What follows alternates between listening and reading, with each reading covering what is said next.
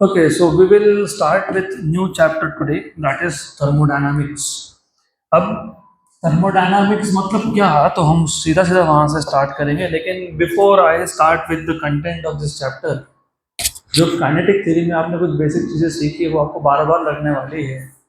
जो चीज़ आपको पता होना चाहिए, मतलब जो तुम भूल नहीं सकते हो आप, वो है Boyle's law, Charles law, Gibbs law, उसके बाद आइडियल गैस इक्वेशन, ये चार चीज़ें। और again degrees of freedom of monoatomic gas, monoatomic gas का आपको degree of freedom CP, CV, gamma, ये सब पता होना चाहिए। रिजिड एटॉमिक का पता होना चाहिए, नॉन रिजिड एटॉमिक का भी पता होना चाहिए।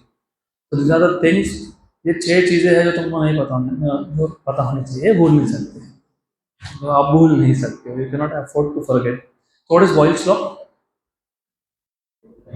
Pressure is inversely proportional to volume at constant temperature, और P is inversely proportional to V, मतलब PV equal to constant, तो P1 V1 equal to P2 V2.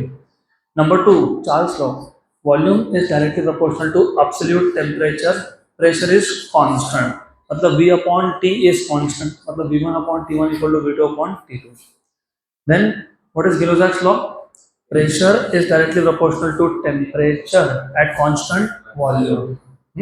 So P upon T is constant, मतलब P1 by T1 equal to P2 by T2, right? Then you should know कि हम इन सब laws को जब combine करते हैं तो एक इक्वेशन बनता है PV equals to nRT, where n is number of moles of gas. Number of moles find करना है तो number of molecules upon Avogadro number, या फिर mass upon molecular weight, right? फिर आपको और क्या कंपलसरी पता होना चाहिए बिफोर वी स्टार्ट थर्मोडायनामिक्स? तो हम तो थर्मोडायनामिक्स स्टार्ट करने ही वाले हैं, लेकिन you should remember what is degrees of freedom of monoatomic gas, all three coming from translation. Cv is 3r by 2, Cp is 5r by 2, gamma is 5 by 3. Number 2, which is the atomic degree of freedom? 5.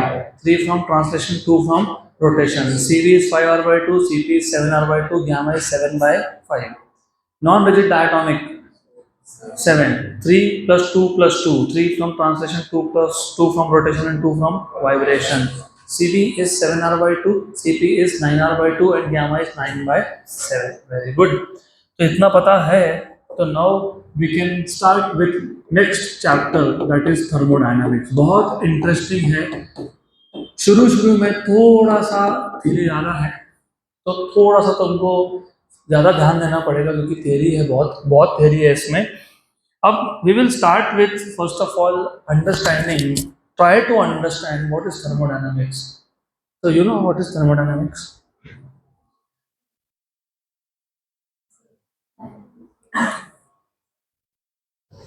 ये same question जब मैं engineering college में पढ़ाता था ना, तब student से पूछता था व्हाट इज थर्मोडायनामिक्स। उनको नहीं पता होता था, क्योंकि चैप्टर का कंटेंट तो तुम पढ़ लेते हो, लेकिन तुमको पता ही नहीं होता है कि एक्चुअल वहाँ पे कर क्या रहे हैं। चलो will start with an example. आप में से आप में से गाड़ी कितने लोगों के पास है? टू व्हीलर, इलेक्ट्रिक छोड़ के। Okay, very good. तो आप जो गाड़ी यूज करते हो वो पेट्रोल इंजन है बेसिकली, क्योंकि तुम पेट्रोल डालते हो। कार होगा तो डीजल या पेट्रोल होगा। इन एनी केस, जब तुम गाड़ी चला के आए और गाड़ी तुमने रुका दी, पार्किंग कर दिया, थोड़ा टाइम गाड़ी के पास में रुके, कुछ एक्सपीरियंस किया, लिटिल बिट ऑफ हीट। तो वो हीट कहाँ से आया? तो जो गाड़ी गाड़ी का इंजन है, वो वर्क करता है, और वर्क प्रोड्यूस करता है heat, right? So what we understand is that work can be converted to heat, and heat can also be converted to work. So thermodynamics basically is the study of conversion of work into heat and heat into work. So thermodynamics is the study of thermodynamics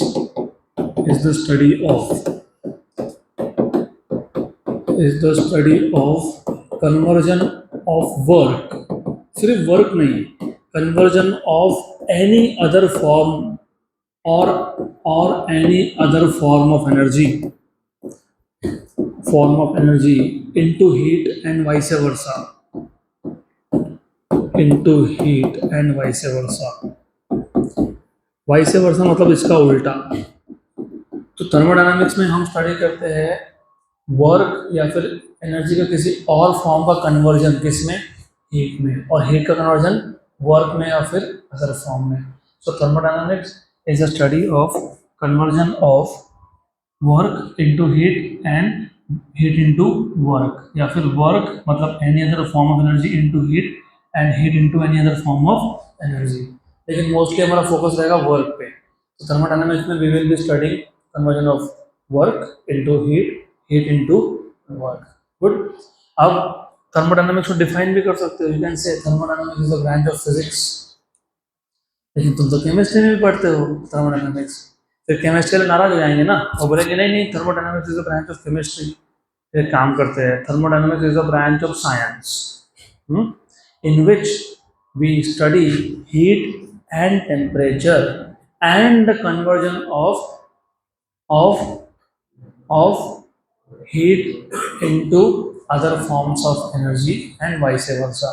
तो याद रखना, thermodynamics is a branch, thermodynamics is a branch of science, is a branch of science in which we study heat and temperature. तो heat क्या होता है, temperature क्या होता है, ये सब देखेंगे। And the inter conversion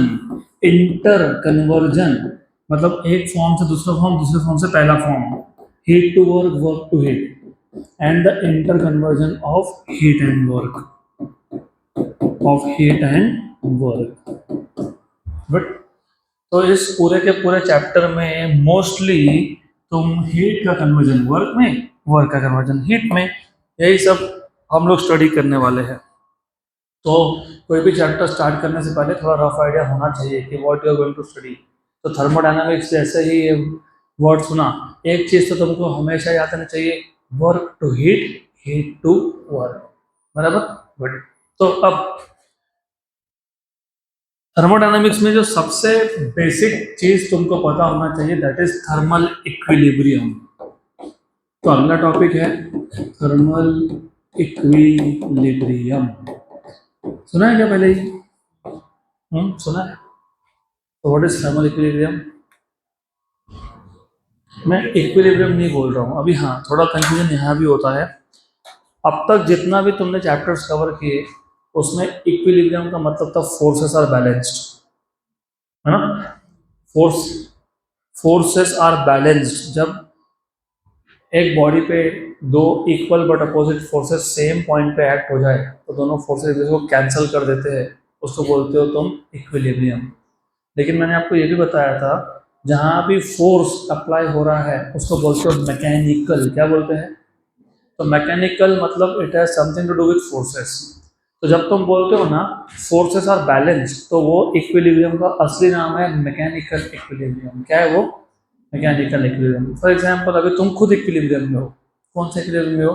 mechanical equilibrium में। कैसे हो? तुम बेंच पे बैठे हो ना, तो तुम्हारा वेट बेंच पे क्या है? एक्शन। और बेंच क्या कर रहा है? Reaction. And you know every action is equal but opposite reaction. तो फोर्सेस बैलेंस हो गए। इसका मतलब you are in a mechanical equilibrium at this point. You are in equilibrium, but which equilibrium? Mechanical. अभी थर्मल इक्विलिब्रियम क्या होता है? तो we know that, do you know heat कहाँ से कहाँ फ्लो होता है? From hotter body to colder body, मतलब from higher temperature to lower temperature. So we know that heat always always flows from higher temperature region या फिर higher temperature body to lower temperature body, from higher temperature region और body to lower temperature region, to lower temperature region मतलब lower temperature body. अब ये जो exchange of heat है, exchange of heat क्यों बोल रहा हूँ मैं? एग्जांपल लेता हूँ। सपोज मैंने गरम गरम चाय बना के रख दिया, कहाँ रख दिया? सराउंडिंग्स में। हायर टेम्परेचर किसका है? चाय का। लोअर किसका है?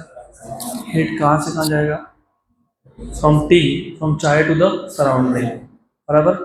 तो इसको मैं हीट एक्सचेंज क्यों बोल रहा हूँ? हीट किसने लूज किया? चाय ने। किसने गेन किया? सराउंडिंग ने। ये जो लेन देन है, एनर्जी का लेन देन, ये कब तक चलता रहेगा? ये हीट एक्सचेंज कब तक चलता रहेगा? जब तक दोनों बॉडीज सेम टेम्परेचर पे नहीं आते। So this exchange of heat,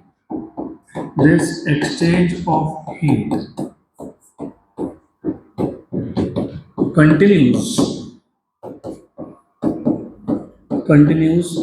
until both the bodies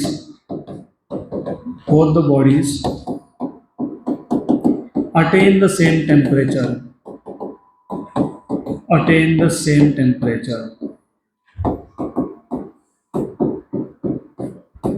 तो जब तक दोनों बॉडीज का टेम्परेचर सेम नहीं होता तब तक हीट का एक्सचेंज चलता रहेगा।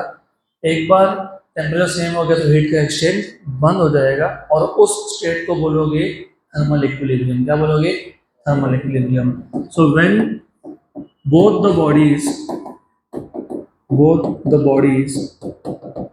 reach the same temperature, then they are said to be in thermal equilibrium. They are said to be in thermal equilibrium. तो बहुत सारे टाइप के इक्विलिब्रियम होते हैं। तो हमेशा इक्विलिब्रियम सुन के मतलब फोर्सेस आर बैलेंस्ड ऐसा नहीं होता है। वो मैकेनिकल इक्विलिब्रियम होता है। मैकेनिकल इक्विलिब्रियम तब होता है जब there is no net force acting on a system और any part of the system. Forces सारे ही बैलेंस्ड है। लेकिन हम यहाँ बात कर रहे हैं थर्मल इक्विलिब्रियम की। तो हमको पता है, we know that the heat always flows from higher temperature body to lower temperature body. This exchange of heat will continue until both the bodies attain a common temperature, same temperature. Once these two bodies are at the same temperature, they are said to be in thermal equilibrium. और यही होता है हर दिन जब आप चाय मस्त गर्म बना के रखते हो और फिर भूल जाते हो, फिर आते हो थोड़ी देर ठंडा हो गया, तो ठंडा क्योंकि सराउंडिंग लोअर टेम्परेचर पे था, टी ज़्यादा टेम्परेचर पे था, तो हीट चाय से मतलब सिस्टम चाय है, कहाँ गया? सराउंडिंग में। उल्टा होता है कोल्ड ड्रिंक के साथ। हॉट ड्रिंक कोल्ड हो जाता है, कोल्ड ड्रिंक हॉट हो जाता है। तुम कोल्ड ड्रिंक को फ्रिज से निकाल के रख दिए बाहर, रख दिए, थोड़ी देर के बाद आए, क्या देखा? गर्म हो गया, मतलब बिकॉज कोल्ड ड्रिंक था। तो कोल्ड ड्रिंक का टेम्परेचर कम था, सराउंडिंग का टेम्परेचर ज़्यादा था। यहाँ पे सराउंडिंग से हीट कहाँ आ गया? System is your drink, right? Or after some time they will be at the same temperature and then you will say that they are in thermal equilibrium. Good. तो अब thermal equilibrium अगर अच्छे से पता है तो तुमको जीरोथ लॉ ऑफ थर्मोडायनामिक्स समझ में आएगा। जीरोथ लॉ, तो टोटल 3 लॉ है। Zeroth law of thermodynamics, first law of thermodynamics and second law of thermodynamics. हर एक का अपना अपना यूज है, तो मैं बताते जाऊंगा कि कहाँ पे कौन सा लॉ यूज करना है। तो will start with zeroth law of thermodynamics. अभी ये जो मैंने तुमको थर्मल इक्विलिब्रियम बताया ना, ये बताया ही इसके लिए क्योंकि उसके बिना तुमको जीरोथ लॉ ऑफ थर्मोडायनामिक्स समझ में ही नहीं आएगा। तो थर्मल इक्विलिब्रियम पता होना चाहिए। थर्मल इक्विलिब्रियम कब होता है? When the two bodies are at same temperature. Clear? पक्का? राइट? जब तक सेम टेम्परेचर पे नहीं आते तब तक हीट का एक्सचेंज चलता रहेगा। Once they are at the same temperature, heat का लेना देना बंद, so there is no further exchange of heat, मतलब both are at the same temperature. अब ये जीरोथ लॉ ऑफ थर्मोडायनामिक्स क्या है? और बहुत इजी चीज़ है। थोड़ा कभी कभी है ना बुक्स की लैंग्वेज को छोड़ दिया करो, थोड़ा खुद से सोचा करो। तो मैंने जो नोट्स बना के दिए they are all simplified version, लेकिन कहीं कहीं थोड़ा और सिंप्लीफाई करना पड़ता है। तो जीरोथ लॉ ऑफ थर्मोडायनामिक्स समझाने के लिए मैं एक काम करता हूँ, मैं लेता हूँ एक चेम्बर। ये चेम्बर जो है ना, ये बेसिकली आइसोलेटेड है. What is the meaning of isolated? Surrounding के साथ इसका किसी भी टाइप का इंटरेक्शन बंद है. सराउंडिंग के साथ ना ये एनर्जी एक्सचेंज कर सकता है, ना ये मैटर एक्सचेंज कर सकता है. इसको बोलते हैं आइसोलेटेड. ये क्या है? आइसोलेटेड. और अगर एक सिस्टम को आइसोलेटेड बनाना हो तो जो वॉल्स होते हैं ना, वॉल्स, दीवार, वो होने चाहिए एडियाबैटिक. क्या होना चाहिए? एडियाबैटिक का मतलब थर्मोडायनामिक्स में होता है कि जो हीट के एक्सचेंज को अलाउ नहीं करता, अलाउ नहीं करता, अलाउ नहीं करता. और डायथर्मल, डायथर्मल मतलब होता है which can allow the exchange of heat. बराबर? पक्का? तो ये सिस्टम आइसोलेटेड है, मतलब ये सराउंडिंग के साथ हीट एक्सचेंज करेगा क्या? नहीं. अब इमेजिन इसी सिस्टम के अंदर तीन सिस्टम और है. There are three systems inside this particular chamber. एक है सिस्टम ए, एक है सिस्टम बी और एक है सिस्टम सी. ये जो बाहर का वॉल है, ये जो भी रेड में ड्रॉ किया, रेड में, ये सारा का सारा है एडियाबैटिक. क्या है ये? एडियाबैटिक. क्या है ये? एडियाबैटिक. और एडियाबैटिक मतलब exchange of heat is not allowed, मतलब आइसोलेटेड. गुड. और ये जो मैंने व्हाइट कलर में बाउंड्री ड्रॉ की है ना, ये है डायथर्मल. क्या है ये? डायथर्मल. मैं तुमको भी बताया था what is the meaning of diathermal. क्या है डायथर्मल का मतलब? Exchange of heat is allowed. तो जरा डायग्राम देख के बताओ यहाँ पे कौन कौन हीट एक्सचेंज करेगा और कौन कौन हीट एक्सचेंज नहीं कर पाएगा. A and B can exchange heat, A and C can exchange heat, but B and C cannot exchange heat. अगर मैं इस सिस्टम को बहुत टाइम तक ऐसे ही छोड़ देता हूँ तो A और B जो भी हॉट होगा, मान लो, चलो ठीक है, मान लेते हैं कि B is hotter, A is hotter, B is colder. तो हायर टेम्परेचर A का है, B का क्या है? Lower temperature. तो हीट कहाँ से कहाँ जाएगा? A to B. थोड़ी देर के बाद क्या होगा? Same temperature. मतलब A and B will be in thermal equilibrium. What will happen with A and C? The same thing. मतलब A and C will be in thermal equilibrium. तो यहाँ देखो, यहाँ पे A and B are in thermal equilibrium with each other. A and C are in thermal equilibrium with each other. Right? बराबर. अब maths में अगर आपको पता होगा ना, अगर मैं लिख दूँ A equal to B and A equal to C, तो क्या मतलब होता है? B equals to C. वही तो बस जीरो ऑफ थर्मोडायनामिक्स है, बाकी कुछ है ही नहीं, वही है. तो आपको थर्मोडायनामिक्स, जीरो ऑफ थर्मोडायनामिक्स का अगर स्टेटमेंट लिखना हो तो आप कैसे लिखोगे? मैं बताता हूँ कैसे लिखेंगे. when two systems are in thermal equilibrium with a third system, when two systems B and C are in equilibrium with a third system, then they are also in equilibrium with each other. Directly B और C में कोई भी interaction नहीं है. Directly B and C cannot exchange heat. B can exchange heat with A, C can exchange heat with A. तो B and A will reach a state of thermal equilibrium.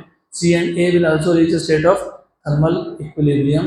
तो जब B और ए thermal equilibrium में है, सी और ए thermal equilibrium में, तो B and C are also in thermal equilibrium. तो स्टेटमेंट क्या आएगा? when two systems are in thermal equilibrium with third system, then they are also in thermal equilibrium with each other. So when two systems are in thermal equilibrium,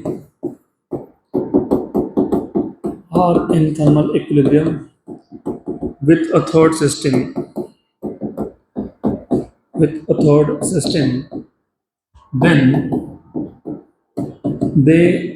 are also in thermal equilibrium with each other. They are also in thermal equilibrium with each other.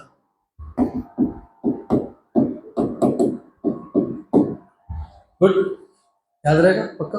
Simple तो है, बहुत simple है. तो हमारे पास तीन system थे, A B and सी. ए और B में हीट एक्सचेंज अलाउड था, ए और सी में हीट एक्सचेंज अलाउड था, तो ए और बी में हीट एक्सचेंज होने के बाद दोनों का टेम्परेचर सेम हो गया, ए और सी का भी सेम हो गया, तो temperature of B is equal to temperature of A, temperature of C equal to temperature of A, the temperature of B equal to temperature of C. Very good. अब इसी को टेक्स्ट बुक में या मेरे notes में ऐसा दिखाते हैं, तो मैं जानबूझ के ना वो कभी कभी थोड़ा थोड़ा टेक्स्ट बुक के नोटेशंस भी यूज़ करता रहता हूँ, सो दैट अगर आप कभी टेक्स्ट बुक खोल के देखो तो you should not get confuse at all. तो थोड़ा सा डिफरेंस है नोटेशंस में, लिखने के तरीके में, डायग्राम्स में थोड़ा थोड़ा डिफरेंस आपको दिखता रहेगा यहाँ, डजंट मैटर रियली। तो यू विल सी ऐसा लिखा होगा, ये ए सिस्टम है, ये बी सिस्टम है और ये सी सिस्टम है। तो A and B they are in thermal equilibrium with each other, A and C are also in thermal equilibrium with each other, then according to zeroth law of thermodynamics, यहाँ लिखा होगा zeroth law of thermodynamics, तो according to zeroth law of thermodynamics B and C are also in equilibrium with each other। बराबर दिया क्या ऐसा notes में दिया ऐसा है ना, ऐसा डायग्राम, ये डायग्राम और ये डायग्राम एक ही चीज है, सिर्फ ये एक ग्राफिकल वे है एक्सप्लेन करने का कि ए और बी में हीट एक्सचेंज अलाउड है, तो ए बी को हीट दे सकता है, बी ए को हीट दे सकता है, इसलिए ऐसा एरो है दोनों साइड, ए सी के साथ हीट एक्सचेंज कर सकता है और सी भी ए के साथ कर सकता है। अगर ऐसा है तो बी और ए का टेम्परेचर सेम हो जाएगा, सी और ए का सेम हो जाएगा, मतलब B and C will according to zeroth law of thermodynamics they will also be in thermal equilibrium with each other. और ये थोड़ा प्रैक्टिकल वे है चीज़ों को दिखाने का, समझने के लिए ये आसान पड़ता है, इसलिए मैं हमेशा बोलता हूँ कि तुम सिर्फ बुक्स के पीछे मत जाओ, थोड़ा सा खुद को इमेजिनेशन बनाना पड़ेगा। जब इन्होंने बोला कि A and B are in thermal equilibrium, A and C are in thermal equilibrium, इसका मतलब क्या हुआ कि ए और बी में हीट एक्सचेंज अलाउड है। हीट एक्सचेंज अलाउ कौन करता है? डायथर्मल वॉल। ए और सी में भी अलाउड है तो कौन करता है? डायथर्मल वॉल। बी एंड सी में अलाउड नहीं है तो कौन सा वॉल? एडियाबैटिक। हो गया? Good good. अब then you should know something called as internal energy. अब ये इंटरनल एनर्जी वर्ड हमने Mayer's relation, kinetic theory of gases में मायर्स रिलेशन डिराइव करते वक्त हमने ये वर्ड तब सुना था, इंटरनल एनर्जी। तो इंटरनल एनर्जी क्या होता है? अब it is the right time to understand in detail what is the meaning of internal energy. पहले मैं पूरा डिटेल बताऊंगा, फिर बाद में तुमको एक सेंटेंस में समझा दूंगा कि what is the meaning of internal energy. लेकिन यहाँ पे थर्मोडायनामिक्स में तुमको एग्जैक्टली पता होना चाहिए कि इंटरनल एनर्जी का मतलब क्या है। तो first of all we know that any system, यहाँ पे सिस्टम मतलब गैस, और गैस की जब बात करते हो तो लार्ज नंबर ऑफ मॉलिक्यूल्स होते हैं, तुम एक दो मॉलिक्यूल्स की बात ही नहीं कर रहे हो, you talking about 10⁻23, 24, 25, 26। So any system consists of large number of molecules. So we know that any system consists of large number of molecules. Large number of molecules. अब सबसे पहले मैं आपका टेक्स्ट बुक का डेफिनेशन बता देता हूँ, text book के हिसाब से इंटरनल एनर्जी क्या है, तो उसका मतलब समझाऊंगा। According to your textbook, internal energy is defined as the energy associated with random disordered motion of the molecules। लिखा है क्या ऐसा? क्या लिखा है? Internal energy is defined as the total energy associated with random disordered motion of molecules of the system. So internal energy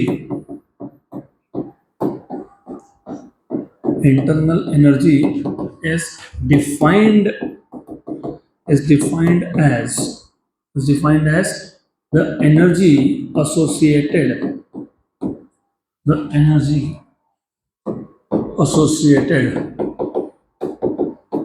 with random disordered disordered motion of the molecules of the system, of the molecules of the system. ठीक है, definition के लिए ठीक है, okay. सो थोड़ा सा क्या याद रखना पड़ेगा, internal energy is defined as the energy associated with random disordered motion of the molecules of the system. ठीक, अब समझते हैं कि इसका मतलब क्या होता है। So what do we know is, we know that any system consists of large number of molecules, और जो number of molecules है they are in a state of random motion, पता है ना random motion है। और मान लेते हैं मेरे पास मोनोटॉमिक गैस है, मोनोटॉमिक गैस, इसलिए मैंने पहले वहाँ से स्टार्ट किया कि पता होना चाहिए। मोनोटॉमिक गैस के डिग्री ऑफ फ्रीडम कितने होते हैं? 3। मतलब मोनोटॉमिक गैस के जो मॉलिक्यूल्स है वो क्या क्या कर सकते हैं? वो 3 डिग्री ऑफ फ्रीडम कहाँ से आए? ट्रांसलेशन। मतलब वो क्या कर सकते हैं? They can only move in a straight line, मतलब they can have only translational kinetic energy, they can have only translational kinetic energy. और अगर मेरे पास सपोज डायटोमिक गैस होता, तो डायटोमिक गैस के मॉलिक्यूल्स के पास कौन सा एनर्जी हो सकता था? Translation plus rotation. समझो मेरे पास नॉन रिजिड डायटोमिक होता तो ट्रांसलेशन, रोटेशन एंड वाइब्रेशन। सही है, करेक्ट, बराबर।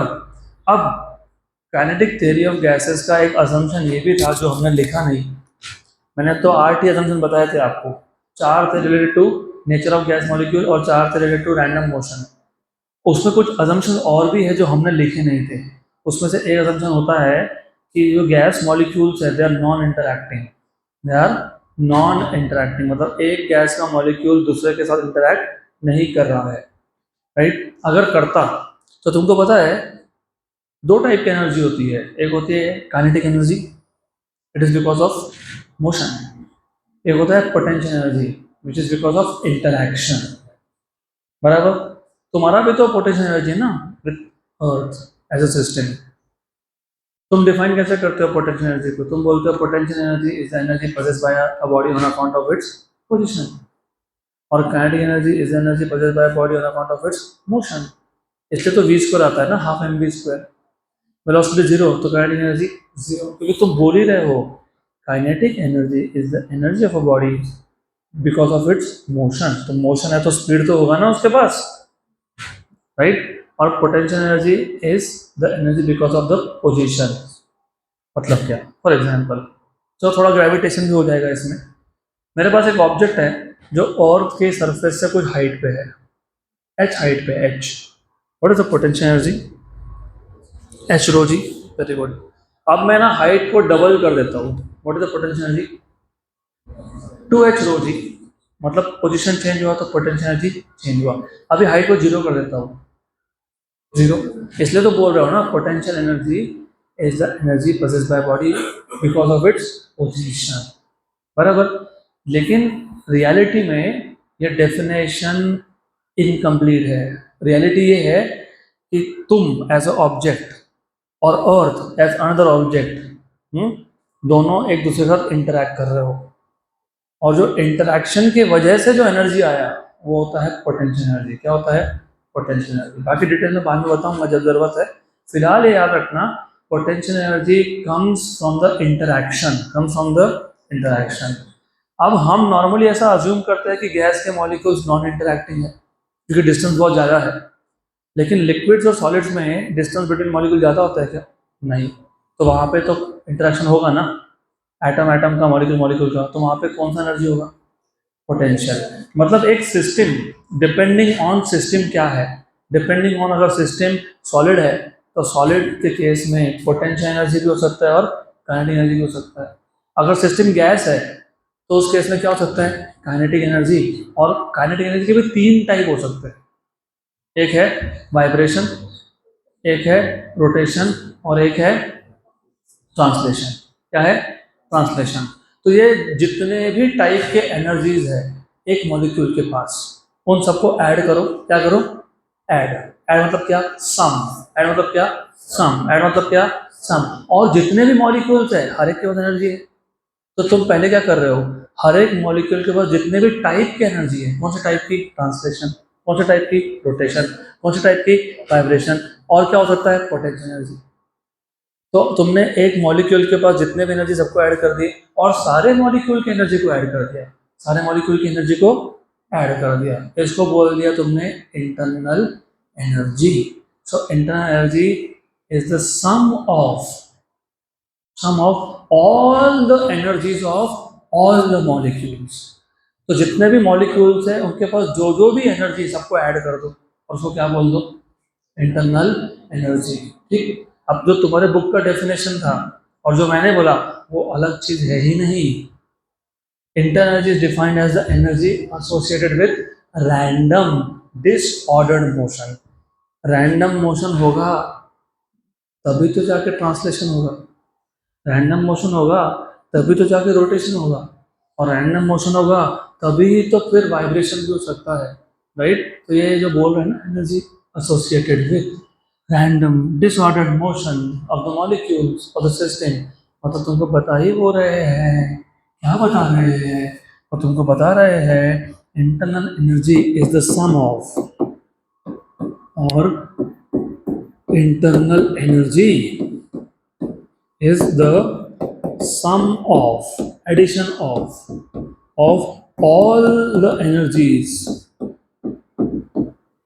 of the molecules of the system, of the molecules of the system। और मैंने आगे वहाँ लिख के दिया नोट्स में कि एक मॉलिक्यूल के पास अगर मोनोएटॉमिक गैस है तो उसके पास सिर्फ ट्रांसलेशन एनर्जी हो सकता है, डायटॉमिक है तो ट्रांसलेशन और रोटेशन हो सकता है, और अगर नॉन रिजिड डायटॉमिक है तो ट्रांसलेशन, रोटेशन और वाइब्रेशन भी हो सकता है, और अगर सॉलिड और लिक्विड है तो उसमें पोटेंशियल एनर्जी भी हो सकता है। वो सबका सब नोट्स में दिया है आपको, बराबर। तो internal energy is the energy associated with random disordered motion of the molecules of the system, या फिर internal energy is the sum of, addition of all the energies of the molecules of the system. जब all बोल रहे तो all में सभी आ जाता है, फिर ट्रांसलेशन भी, रोटेशन भी, वाइब्रेशन भी, और पोटेंशियल एनर्जी भी। पक्का, राइट, श्योर, 100%। लेकिन एक चीज ध्यान रखना और जरूरी है कि ये जो इंटरनल एनर्जी है it is different than the macroscopic energy. Internal energy is different from macroscopic, from macroscopic energy of the system।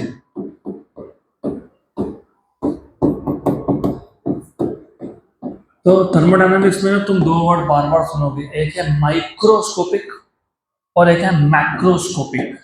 वैसे इन जनरल ये जो कंफ्यूजन या जो भूलने का प्रॉब्लम है वो इसके लिए कि तुमको बेसिक वर्ड्स का मीनिंग तुम सोचते नहीं हो। What is the meaning of microscopic? जो नेकेड आई से विजिबल नहीं है। तो क्या तुमको गैस के मॉलिक्यूल दिखते हैं क्या? तो गैस के मॉलिक्यूल का जो एनर्जी है, मतलब कौन सा एनर्जी है वो, तो ये माइक्रोस्कोपिक है, क्योंकि तुमको गैस दिखता नहीं है। लेकिन गैस जिस कंटेनर में है वो तो दिखता है, दिखता है ना। अभी घर में गैस सिलेंडर आता है ना, सिलेंडर दिखता है कि वो भी नहीं दिखता, तो वो क्या है, मैक्रोस्कोपिक। जो दिखता है वो मैक्रोस्कोपिक, जो नहीं दिखता है वो माइक्रोस्कोपिक। बहुत इजी है, मैं बार बार इसलिए बोलता हूँ, problem is that you don't think. और जिनको साइंस बोरिंग लगता है, रियलिटी उल्टा है, वो खुद बोरिंग है। Science is not boring, science is fantastic, you have to think. अब देखो, ये माइक्रोस्कोपिक एनर्जी मतलब इंटरनल एनर्जी, ये मैक्रोस्कोपिक एनर्जी से अलग कैसे है, तो इसके लिए एक एग्जाम्पल मैंने दिया है और वही एग्जाम्पल यहाँ समझा देता हूँ। लेट अस से हमारे पास एक ग्लास ऑफ वाटर है, और ये जो ग्लास ऑफ वाटर है ये रेस्ट पे है। किस पे? ये रेस्ट पे। किस पे है ये? रेस्ट। तो ये हमारा सिस्टम है। क्या है हमारा system? Bye the way, system और सराउंडिंग, ये दो वर्ड तुम बार बार सुनोगे, system surrounding, system surrounding, system surrounding, system surrounding. तो सिस्टम मतलब gas and the water inside is a system, ये छोड़ के बाकी सब सराउंडिंग है। जैसे बॉटल है, बॉटल के अंदर पानी है, तो बॉटल और उसके अंदर का पानी मेरा सिस्टम है, बाकी सब सराउंडिंग है, सराउंडिंग को एनवायरनमेंट भी बोलते हैं। क्या बोलते हैं? तो तुम, ये बेंच, ये ट्राइपॉड स्टैंड, ये मोबाइल, ये बोर्ड, ये पेन, ये रिमोट, ये क्या है, एम्पलीफायर, ये सब क्या हो गया? सराउंडिंग। क्या हो गया? सराउंडिंग। तो water and along with the glass forms the system, and everything else is surroundings. बराबर? गुड। अब माइक्रोस्कोपिक और मैक्रोस्कोपिक का डिफरेंस समझना है। मान लेते हैं ग्लास ऑफ वाटर है जो रेस्ट पे है। किस पे है वो? रेस्ट पे है। तो काइनेटिक एनर्जी कितना? कितना? रेस्ट पे है ना, वेलोसिटी जीरो है, तो काइनेटिक एनर्जी कितना? जीरो। और मान लेते हैं कि जो ग्लास ऑफ वाटर है ये ग्राउंड के बहुत पास में रखा है, मतलब हाइट कितना है? जीरो। तो पोटेंशियल एनर्जी कितना? जीरो। तो इस केस में मैक्रोस्कोपिक एनर्जी जीरो है, क्योंकि पूरा सिस्टम मूव नहीं हो रहा और उसका हाइट भी क्या है? Zero. This system does not have macroscopic kinetic energy and it does not have macroscopic potential energy. लेकिन सिस्टम के अंदर, अंदर कौन है? पानी है, वाटर मॉलिक्यूल्स। तुमको पता है क्या वो रेस्ट में है? नहीं। तो they may be moving, they may be performing translational motion, they may be performing rotational motion, they may be performing vibrational motion. तो माइक्रोस्कोपिक लेवल पे मॉलिक्यूल्स का, मतलब सिस्टम के अंदर का एनर्जी जीरो है क्या? नहीं है। बाहर का जीरो है क्या? यस। तो ये बेसिक डिफरेंस होता है कि मैक्रोस्कोपिक एनर्जी जीरो हो सकता है, माइक्रोस्कोपिक एनर्जी जीरो नहीं हो सकता है। तो अभी जब तुम घर में गैस सिलेंडर की बात करते हो, तो जो गैस सिलेंडर है, सिलेंडर एज अ वोल, वो तो तुमने रेस्ट पे रखा हुआ है, उसका तो काइनेटिक एनर्जी जीरो है, उसका तो हाइट भी जीरो है, क्योंकि तुम फ्लोर पे रखते हो। फ्लोर मतलब लगभग ग्राउंड ही होता है। हम लोग तो अपार्टमेंट में रहते नहीं, हम तो अपने अपने घर में रहते हैं, और हर इसके घर में ग्राउंड फ्लोर पे ही किचन होता है नॉर्मली। और बड़े शहर के लोग थोड़े दिन में चांद पे नहीं पहुंच जाए, तो उस केस में पोटेंशियल एनर्जी जीरो नहीं है। लेकिन अभी तो जीरो है हमारे यहाँ, तो कम से कम हम इमेजिन कर सकते हैं ना जीरो है। तो सिलेंडर का काइनेटिक एनर्जी तुम जीरो बोल रहे हो, सिलेंडर का पोटेंशियल एनर्जी तुम जीरो बोल रहे हो, लेकिन सिलेंडर के अंदर जो गैस है उसका एनर्जी जीरो नहीं है। तो इंटरनल एनर्जी, जो अंदर का एनर्जी है उसकी बात हो रही है। अंदर कौन है? Gas molecules. तो गैस मॉलिक्यूल के बाद जो भी एनर्जी है उसको क्या बोल दोगे? Internal energy. और internal energy is microscopic energy, it is not same as that of macroscopic. Good, clear? अब बिफोर वी गो अहेड, तो हमको पता होना चाहिए, क्योंकि अब देखो मैंने 3-4 बार सिस्टम सिस्टम सिस्टम सिस्टम ये वर्ड यूज कर दिया। सिस्टम सिस्टम, इधर पे कहीं तो लिखा था सिस्टम, और लेकिन सिस्टम डिफाइन नहीं किया। तो पहले अभी हम लोग सिस्टम डिफाइन कर लेंगे। तो जब मैं सिस्टम सिस्टम सिस्टम सिस्टम बोल रहा हूँ ना, मतलब मैं थर्मोडायनेमिक सिस्टम की बात कर रहा हूँ। तो when I say system here, I am talking about a thermodynamic system. अब ये थर्मोडायनेमिक सिस्टम होता क्या है? तो thermodynamic system can be a single object और it can be a collection of objects. तो या तो वो सिंगल ऑब्जेक्ट होगा या फिर वो कलेक्शन ऑफ ऑब्जेक्ट्स होगा, लेकिन कंडीशन है which is capable of exchanging energy with the surroundings. ऐसा ऑब्जेक्ट या ऐसा system of collection of objects which is capable of exchanging energy with the surroundings. और सराउंडिंग क्या मैंने बता दिया, anything which is not part of the system is the surrounding. तो ऐसे ऑब्जेक्ट को या ऐसे कलेक्शन ऑफ ऑब्जेक्ट को हम बोलते हैं थर्मोडायनामिक सिस्टम। क्या बोलते हैं? आप सब खुद में ही एक थर्मोडायनामिक सिस्टम। क्यों? क्योंकि गर्मी के दिन में गर्मी लगती है। गर्मी क्यों लगती है? क्योंकि सराउंडिंग में टेम्परेचर ज़्यादा है, तुम्हारे बॉडी का टेम्परेचर कम है, तो हीट कहाँ से कम फ्लो हो रहा है? सराउंडिंग से तुम्हारे बॉडी में। ठंड के दिन में ठंड लगती है। क्यों लगती है? क्योंकि सराउंडिंग का टेम्परेचर कम है, तुम्हारे बॉडी का ज़्यादा है, तो हीट कहाँ से कहाँ फ्लो हो रहा है? From your body to the surroundings, है ना? राइट? तो तुम्हारा बॉडी कूल डाउन हो जाएगा, तो ठंड लगेगा ही फिर तो you see your body is exchanging energy with the surroundings. अब मैंने क्या बोला?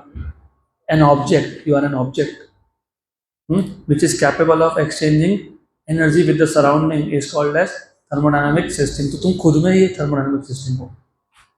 ये पानी का बॉटल थर्मोडायनामिक सिस्टम है, चाय का कप थर्मोडायनामिक सिस्टम है, कोल्ड ड्रिंक का बॉटल थर्मोडायनामिक सिस्टम है. एनी ऑब्जेक्ट और अ collection of object which can exchange energy with the surrounding is called as a thermodynamic system. So an object or collection of objects which can form a unit, वो छोड़ दो, मुझे पता है मैंने notes में क्या लिखा है. मैंने लिखा है an object or collection of objects which can form a unit. ठीक है, वो लिखो मत, दो क्या फर्क पड़ता है. An object or collection of objects which is capable of exchanging energy with the surrounding, exchanging energy with the surroundings. और सराउंडिंग्स क्या है भी समझा के लिखा है, मैंने वो भी लिखा है. Anything which is not part of the system is called as surrounding. Notes में लिखा है वो, don't worry. So an object or collection of object which is capable of exchanging energy with the surroundings is known as is known as is known as is known as is known as thermodynamic system. Thermodynamic system. अब ये thermodynamic system है, इसको हम 3 type में classify करते हैं.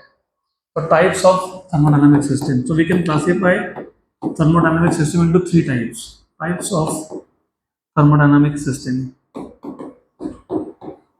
और मैं हर एक तुमको एग्जाम्पल के साथ समझाऊंगा so that you remember once and for all. और बहुत सिंपल एग्जाम्पल लेंगे तो कभी भूलोगे नहीं. ऐसा ही number 1 is called as open system. क्या बोलते हैं इसको? Open system. चलो एक प्रैक्टिकल एग्जाम्पल लेते हैं. प्रैक्टिकल एग्जाम्पल लेट अस से, और ये तुम हर दिन लगभग, लड़कियां तो करती होगी, लड़कों का मुझे पता नहीं, because girls have to do this cooking वाला काम. ऐसे लड़कों ने भी करना चाहिए. You learn something good new. Time नहीं, किसके पास टाइम है? तुम्हारे पास टाइम नहीं है तो फिर क्या?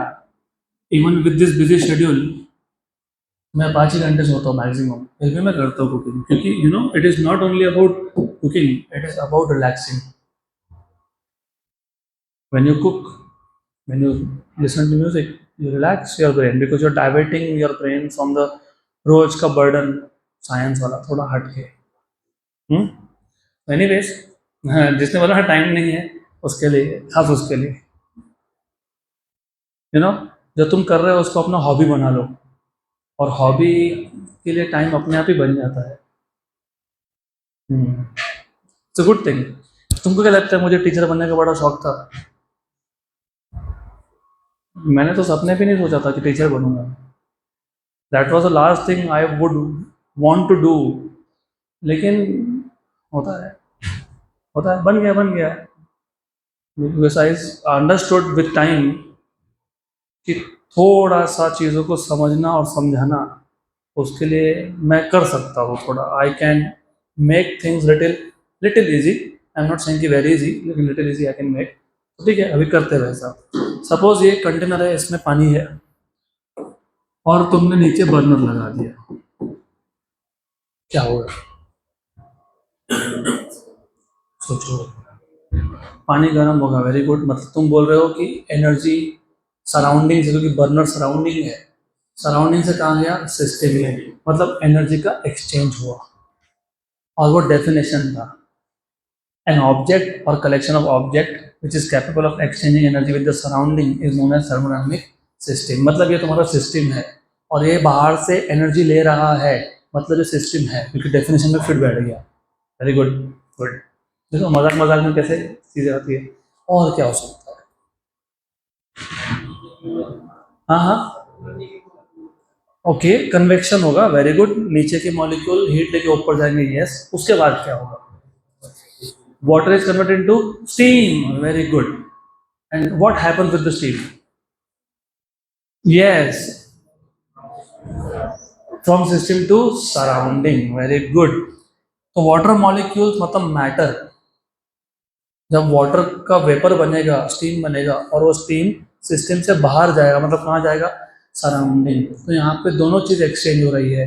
सराउंडिंग से एनर्जी सिस्टम में आ रहा है, सिस्टम से मैटर सराउंडिंग में जा रहा है. तो system which allows exchange of heat as well as matter with the surroundings, then such a system is called as open system. तो ओपन सिस्टम में एनर्जी और मैटर दोनों का एक्सचेंज सराउंडिंग के साथ हो सकता है. तो a system which allows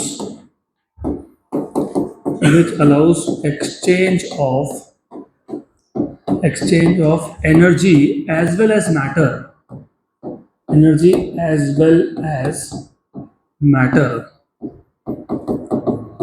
with the surroundings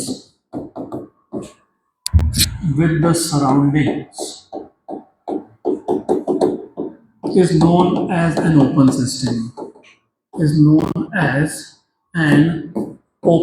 system. और मैंने आपको ओपन सिस्टम का एक बेस्ट एग्जांपल बता दिया. Water kept in a vessel on a burner, और ऊपर से तुमने कोई ढक्कन नहीं डाला, lid is open. This is open system, क्योंकि यहाँ पे बर्नर सराउंडिंग है, सराउंडिंग से हीट सिस्टम में आया और सिस्टम से मैटर सराउंडिंग में गया. तो हीट का भी एक्सचेंज हुआ, मतलब एनर्जी का भी एक्सचेंज हुआ और मैटर का भी. अगर मुझे सिंबॉलिकली बताना है, अब क्या हर बार का एग्जांपल दूंगा क्या, कि हर बार मैं डायग्राम ड्रॉ करूंगा? नहीं करूंगा ना. तो फिर अगर मुझे with the help of diagram बताना है कि ये ओपन सिस्टम है, तो हम क्या करते हैं? ये सिस्टम है और जो भी सिस्टम छोड़ के है वो एनवायरनमेंट है. अब मैं इसके आगे एनवायरनमेंट ये वर्ड यूज करना चालू करूंगा सराउंडिंग के लिए. बोलो कैसा, क्यों? चलो ये भी सब चीजें सिंपल ही है, कुछ डिफिकल्ट नहीं है. अगर मुझे सिस्टम का टेम्परेचर बताना है तो मैं क्या लिखूंगा? Ts. और मुझे सराउंडिंग का टेम्परेचर बताना है तो मैं क्या लिखूंगा? Ts. तो कंफ्यूजन हो गया, कौन सा Ts? क्या सिस्टम की सराउंडिंग? तो इसके लिए हम लोग सराउंडिंग को बोल देते हैं एनवायरनमेंट और लिख देते हैं E. That is the only reason, बाकी कोई रीजन नहीं है. कंफ्यूजन नहीं हो बस इसके लिए, बाकी कुछ नहीं है. तो अभी ठीक है. अभी ये जो सिस्टम है ये ओपन सिस्टम है, राइट? तो ओपन सिस्टम से एनर्जी बाहर जा सकता है, यस, बाहर जा सकता है. अंदर भी तो आ सकता है, यस. तो डबल साइडेड एरो. क्या सिर्फ एनर्जी का एक्सचेंज होगा क्या? नहीं, मैटर का भी होगा. तो मैटर का भी होगा, तो इसलिए double sided arrow. This is the notation of open system. तो you put two double sided arrows, एक के ऊपर एनर्जी लिख दिया, एक के ऊपर मैटर लिख दिया. मतलब यहाँ पे exchange of energy and matter दोनों अलाउड है ओपन सिस्टम. फिर अगर मैंने ये सिस्टम लिया और इसके ऊपर मैंने एक लिड डाल दिया, लिड मतलब ढक्कन, ओके, तो इसी सिस्टम को बोल देंगे क्लोज्ड सिस्टम. क्या बोल देंगे? अब क्लोज्ड सिस्टम इसको इसके लिए नहीं बोल रहे हैं क्योंकि इसको तुमने ऊपर से ढक्कन डाल दिया. बोलोगे ना, अ सिस्टम विद अ ढक्कन on it is closed system. ढक्कन मतलब लिड, वो मतलब नहीं है, उसका मतलब कुछ और है. अब बताओ क्या होगा और क्या नहीं होगा? एनर्जी का एक्सचेंज अलाउड है, मैटर का एक्सचेंज अलाउड नहीं है. इसको बोलते हैं क्लोज सिस्टम. और system which allows exchange of only energy with the surrounding but not matter is called as close system. तो system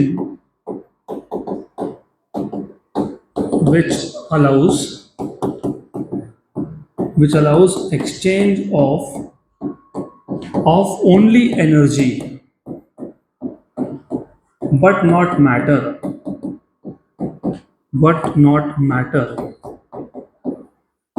of course with the surrounding, is known as closed system. आपका cold drink का bottle जिसका ऊपर से ढक्कन बंद है, that is the best example, क्योंकि it can take heat from outside and does not give anything out. Good. तीसरा है आइसोलेटेड सिस्टम. अच्छा वेट, बाय द वे, वो डायग्रामेटिक रिप्रेजेंटेशन भूल गए ना, तो अभी बताओ क्लोज सिस्टम को तुम डायग्रामेटिकली कैसे रिप्रेजेंट करोगे? मैटर का एरो हटा दोगे, बराबर. तो ओनली एनर्जी का exchange is allowed at two way arrow है, मतलब इट कैन टेक इन और give out. Okay, good, right. और मैं जानबूझ के कुछ वर्ड्स यूज करता हूँ तो थोड़ा हाई फाई इंग्लिश लगे तुमको, टेक इन गिव आउट, क्योंकि तुम जब इंजीनियरिंग करने जाओगे, राइट, तो वहाँ पे लिखने का तरीका ही ये होता है, they will use hi fi language and then we don't understand anything, even if we know everything but we don't understand, क्योंकि वो लिखने का तरीका वैसे है। तो थोड़ा से वर्ड्स, और वैसे भी अभी फ्यूचर में तो साइंस इंग्लिश में ही करना है आपको, तो थोड़ा सा वर्ड्स यूज टू हो जाओ। तीसरा system, isolated system. What do you think is an isolated system? A system which neither allows exchange of energy nor matter is called as isolated system. A system which does not allow, a system which does not allow, neither ठीक है ना, which does not allow exchange of both energy and matter, energy and matter with the surroundings is known as isolated system, is known as isolated system. तो diagrammatically speaking कोई arrowhead दिखेगा नहीं, सिर्फ एक system दिखेगा ना। और आइसोलेटेड सिस्टम क्या होता है वो तो मैं तुमको जीरो क्लॉक के टाइम बता ही चुका हूँ। मैंने बोला था ना, एक ऐसा सिस्टम जिसमें एडियाबैटिक वॉल्स हो। कौन से वॉल्स हो? एडियाबैटिक। और ये हर जगह से क्लोज्ड हो, मतलब मैटर ना बाहर जाएगा ना मैटर अंदर आएगा, एनर्जी ना बाहर जाएगा ना अंदर आएगा। तो a system having adiabatic walls, adiabatic walls is an isolated system. इसका एग्जाम्पल भी इसी रूम में है to some extent. You know, this is thermosteel. What is the meaning of thermosteel?